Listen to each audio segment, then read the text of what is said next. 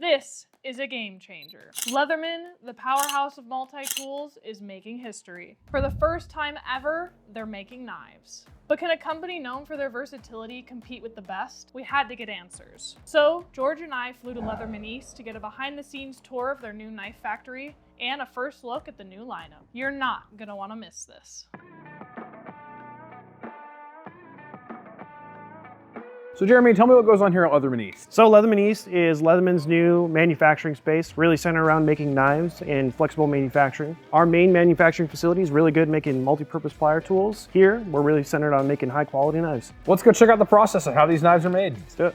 So George, this is overall Leatherman East. Cool bit about this is that this building was completely empty last August. And so we started with a blank slate. This is a lot of work for just a few months. Yeah, it was a lot of work. But we have an awesome team and we've been kind of given the ability and the autonomy to just move fast and make decisions, all while adhering to Leatherman quality and our standards that we have set over in South. What we're standing in now is Leatherman East's new model shop. It's a really big value add for Leatherman. It allows us to prototype and test and build a whole bunch of different new product and test new ideas really quickly. We have the die shop over there in Leatherman South, and they're really focused on maintaining the stamping dies, those big, large 300-ton stamping dies that we have to make our handles and our various parts for our tools. And it can be pretty disruptive to do something bespoke and unique. But in this model shop, we're allowed to quickly turn on new ideas, which is something that Leatherman historically hasn't had very much of. It's pretty exciting for us to kind of test these new ideas. So if you can dream it, they can make it here. They can make it here. So these are our VMCs, just like our main factory at Leatherman. We start with a raw block of steel, and we machine out the net shape of our blades and frames for our folders in these machines. So a good majority of our manufacturing is done in these VMCs. From here they go to further processes, whether it's a mass finish over in our main factory or a finishing process here in our factory. And then we go to sharpening and assembly. Another thing we do with these VMCs are our handle frames. And so we start with a little chunk of steel, machine out the net shape, we flip them over, core it out, and put in the features of the handle frame themselves. We do this for both of our folding knives, the models that we have, Blazer and Glider. What's nice is that we can set the machines up, let them run, and the operators are off to do the next operation. So I imagine a chunk of steel that big is kind of heavy. How much does the end knife weigh? The end knife, our goal was to be below 4 ounces, and I think we're below that goal. We do a lot of coring out, which allows us to really hollow out that weight while maintaining all the strength that we need for our folding knife. So our blades arrive here from our laser cutter. They're cut out of MagnaCut. From here, we machine and put in all the features, machine the profile, and then we send it out to heat treat, and then come back for a little bit of mass finishing, and we then grind it to thickness, the thickness that we need to maintain the radius and all the features in a center position. From there, we do hollow grinding here at Leatherman, and then it goes to more finishing and more sharpening. Quite a few steps between this part and a finished knife blade. So this is our hand sharpening cell, where we do our hand sharpening and edge polishing of our folder frames. Maximo is one of our main guys here. Maximo, you want to talk to us about how you sharpen? Yeah, we sharpen freehand with a 180 grit belt, and then we finish off with felt buffing, whether that be wheel or felt, with the green compound, and that provides a really polished finish while still getting a little bit of that grit with the teeth of the 180. But yeah, that's essentially the process. So one other thing that we do here that's kind of shows our attention to detail, and something we wanted to call out and highlight, is that our folder frames are actually made out of 416 steel, which is kind of unique. One way we wanted to show that off was through a nice polished edge. So all of our frames, they get machined out, then they go to Cerakote and get finished, and they come back, and we have to take this edge and we put it through this polishing process. So all of the handle frames have a nice contrast between the Cerakote finish and the metal frame, so you know it itself is a metal frame. So what we have here are our laser engravers. We do our blades, our frames, and all of our fasteners through these two machines. Everything that we laser engrave, we want to have a little bit of depth. Just another little attention to detail piece that we wanted to add to our product. With our fasteners in particular, we laser engrave the Leatherman logo, the Leatherman L, and then we take it into our Cerakote room and we do a little bit more finishing and infill the colors that we need. So and here's where I'm talking about, where we go from the laser engraver to our Cerakote room, where we do Cerakote infill of all of our fasteners and locks. That's where we put the color in the Leatherman logos and make everything match to the color and finishes that we are looking for our knives. So we've seen everything, and now we have a knife. But here was where it gets ready to ship, yeah? Yep, one thing that's special about this building is that we're pretty vertically integrated. We do everything from most of the manufacturing processes down to the assembly and packaging, which is where we're at now. Everything gets put together here by all these operators that you see. We're learning all these new processes at the same time while we're trying to build production. We're going fast, but we're building a high quality product. So should we go sit down and check out some of these knives? Let's take a look. So Jeremy, we've seen how these knives are made. Can you tell me about these knives in specific? Sure, let's go ahead and start with the Pioneer.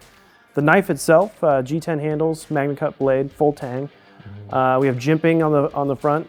One thing that you'll see throughout the whole suite of knives is kind of like attention to detail. We didn't want to really skimp out on the small things. And so we have this nice radius edge that goes fully around. I really appreciate that. And then you also have this nice shadow box look with that radius edge kind of showing around the handles. The blade itself is kind of like a Scandi grind. It's meant to be your overall workhorse blade. It's not going to be awesome at the finesse stuff, but what this will do and what this can do is just a lot of blunt brute force work.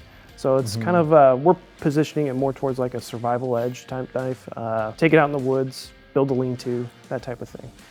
And one thing I almost didn't notice here, first of all, I love a crown spine. It's so comfortable in the hand, but the downside for all the survivalists out there is you can't scrape a ferro rod. But this last little notch of jimping is perfectly nice. Like that is sharp enough to scratch your fingernail. Yep, we sharpened that last little jimp there for a nice ferro rod striker. It's a very universal and functional outdoors knife. And that sheath has all the benefits of both leather and kydex. It's going to be long lasting like leather. It's going to age beautifully. It smells delicious like leather. And the kydex, I mean, it's great. Then next we'll go over with the Trac. The Trac is kind of like your typical bushcrafter knife. Nice hollow grind, same details that you'll see on the other knife. Deep laser engrave, the shadow box, the jimping, the radius edge. Just an overall very versatile bushcraft type knife. And I will say with a bushcraft type knife, these are the ones that want to be in your hand all day long. And sometimes hardware can become a bit of a hot spot because, especially with the contoured handle, you have to have pockets for it. But here, what I like that you've done is you have flat here and flat here. You still have a nice Coke bottling, if you will, in the middle, but then that hardware is perfectly flush. You didn't even notice it in your hand. And this sheath is nice. Yeah, the sheath is great. Same nice vegetable tan leather. And it's kind of versatile itself. You can be carried both vertically and horizontally, left and right side. Just kind of move that strap around and carry it however you want. Unloop it here, rotate it around, and then loop it back, and you're ready for left-handed carry. Exactly. And look how thick this leather is, everybody. My goodness. That might be the thickest leather I've ever seen on a sheath. Yeah, that sheath is going to last you for a long time. One of the things that we really wanted to do with a lot of our knives is we've seen out in the market how companies will launch a great knife, but then the sheath is so-so, subpar. We wanted a full, complete package with our knives, and so we ensured that the sheaths that we're launching with our knives are just as high quality as the knives themselves. This is my personal favorite of the fixed blades. I would carry this all the time. And we also have a black sheath with a brown G10 handle version on this guy. Yeah. And then we also have, it's called the Rustle. The Rustle, yeah. The Rustle is kind of a unique knife itself. It's targeted for that camp kitchen type knife. And there's a few of these kitchen knives out there, but we really wanted something that can be tossed in your camp gear, whether that's your backpack, your little tote, or your glove box. And it holds a great edge. It's Magna Cut, so it's not going to corrode. Quite a bit thinner than the other two blades you've seen. And still has all the same details as the other knives. And we also have a really tall flat grind on the Magna Cut here, so this edge is going to be way slicey. Yeah. I'd almost use that as a home kitchen knife as well. Works as a great knife no matter where you use it. Just perfect for the outdoors considering the materials and the quality. And we also have this green handle with the orange blade. Kind of feels a little more hunt, if you will. If you're one of those guys who likes to slice up your back strap and roast that over the fire at night after your hunt. And then we got folders. Folders, this is the Blazer. Ooh, that's a slick action. Yep. Same kind of details as we put into the fixed blades, we put into the folders. Color details where you have contrasting colors between the frame and the thumb studs and the buttons. Deep laser engraved with the Leatherman logo. This you probably might not be able to see it on camera, but there's Leatherman USA, which is very similar to what you'd see on our jaw pivots. We have Leatherman on there. So we wanted something that's tie those design aesthetics together. Hollow grind blade, magnet cut, reversible pocket clip. And the frames themselves are actually 416 stainless steel, which is somewhat unique. And we do all the coring out, which we've kind of talked about in the factory over there. Yeah, so one thing I'm noticing here is I don't see a single piece of hardware here on the back. Is it just hidden or? So that's part of the benefits of doing all the machining work that we do. We do a lot of integral work with the frame itself and integrate the pivot and the fasteners into the frame so that it's all one piece. It really keeps our part count low on the frame itself and allows us to have a very thin profile. It also makes the knife very easy to assemble, disassemble, tune, however you want. Make it very user-friendly for all levels of people with knives. And then lastly, we have the glider. Glider. That's the glider there. And this one sort of has the more, I guess we're calling it a modified sheep's foot blade. Yep. And I know a lot of people love that as an EDC knife. It's great for slicing. It's a pretty multi-purpose blade itself with the point and the nice slicey edge. Yeah, and I gotta say, I almost forgot this was a steel handle, just because of how light these knives are. Yeah, using steel allows us to maintain a really high level of strength and rigidity without really compromising too much on weight. Some people would say, oh, why not make it out of titanium? Well, titanium is really expensive. It's also difficult to machine. With steel, we're able to maintain a better weight to strength ratio than we would with titanium alone. Yeah, it also saves you a few bucks on the back end. And it's not like you can't have all the cool colors. I mean, Cerakote gives you anything you want. Cerakote, you have a rainbow of colors that you can use. Yeah, and the thing I'll also note here is these pocket clips. So I thought this was a wire clip when I first saw it. We see those all over the world. But this is not a wire clip. We wanted our own iconic clip, and this is our version. A square wire clip with the Leatherman logo engraved in it. Nice polish, and also reversible, the knife itself. And my understanding is each of these is going to come with a lanyard as well, yeah? Yeah, so all the folding knives will come with this lanyard bead. This bead itself is a multi-purpose tool. It can act as your 1/4 inch driver for both a standard and a Leatherman bit. You just couldn't help yourself, could you?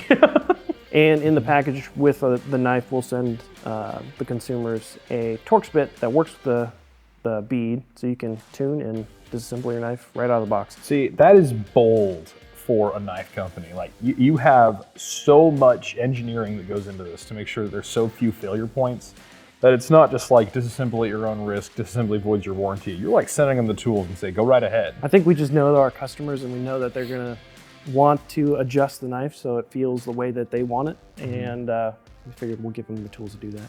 Yeah, and I guess that's kind of who Leatherman caters to, the people who do it themselves, who take their rescue into their own hands, and why not just provide them with all the tools to do so?